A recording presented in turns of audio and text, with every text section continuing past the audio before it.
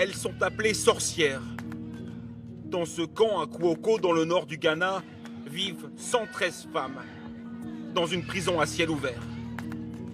Bannies de la société, elles sont coupées de leur famille, sans ressources, après avoir été accusées de sorcellerie. Pour cette femme, Asia Foucheini, l'enfer a commencé il y a 6 mois, quand des hommes ont encerclé sa maison. Ils l'accusent d'avoir tué par sorcellerie une voisine de son village. J'ai entendu une foule réunie devant chez moi. Puis quelqu'un a passé la tête par-dessus le mur et a dit « Une femme est morte et c'est de ta faute. C'est toi qui l'as tuée. On va te tuer. » Je lui ai répondu « Mais comment j'aurais fait? Je ne la connais même pas. » Pour sauver sa peau, elle accepte de partir et de venir vivre dans ce camp. Je n'aurais jamais cru que ça allait m'arriver à moi, qu'un jour je serais accusée de sorcellerie et envoyée ici. Je ne crois même pas en la sorcellerie. Sans aucun jugement, ces femmes sont condamnées, souvent par le chef du village, à vivre recluses dans ces huttes, parfois avec leurs enfants. Et il n'y a aucune loi pour interdire cela. 2 ONG tentent de venir en aide à ces parias. Mustapha Issa travaille pour l'une d'elles. Il a lui-même passé toute son enfance dans ce camp. Ma mère a été accusée d'être une sorcière.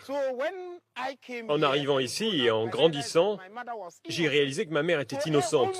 Toutes celles qui sont emmenées ici sont dans la situation de ma mère.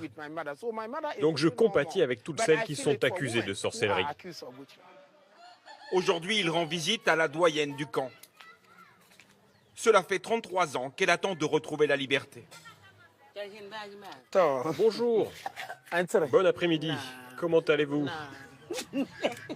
Son neveu, qui lui devait de l'argent, l'a accusé de sorcellerie pour ne pas avoir à rembourser sa dette. Aujourd'hui, elle appelle à l'aide pour pouvoir enfin rentrer chez elle. Ici, la souffrance est trop grande. On ne trouve même pas à manger. Regarde cette racine bouillie. On doit tenir avec ça jusqu'à demain. C'est trop dur. Comment ça peut aller quand des gens vous repoussent entre la vie et la mort? Mustapha recueille quelques informations sur la vieille femme pour ensuite aller plaider sa cause dans son ancien village et obtenir son retour. Une partie du travail de ce défenseur, c'est justement de se rendre dans les communautés de la région pour faire changer les mentalités. Ici, la sorcellerie vise essentiellement les femmes. C'est un moyen de les écarter lorsqu'elles deviennent gênantes, pour une raison ou pour une autre. Dans un couple, si ça ne va pas, la femme finira par être accusée de sorcellerie, pas vrai? Personne ici ne peut jurer que cette femme ne se retrouvera pas dans un camp, sauf si on arrête ses bêtises. Mais les 3/4 de la population au Ghana croient en la sorcellerie. La tâche est difficile. Ils soupçonnent les sorcières d'avoir fait du tort à leur communauté. Alors, ils ne sont pas encore prêts à les faire revenir chez elles.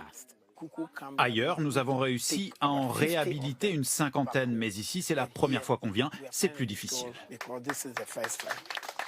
Le Ghana est officiellement le dernier pays au monde à abriter ces camps de sorcières. En 2014, une commission nationale a été chargée de les fermer, mais elle s'est heurtée aux croyances locales et a échoué. Il reste aujourd'hui 5 camps à travers le pays, dans lesquels vivent 300 femmes.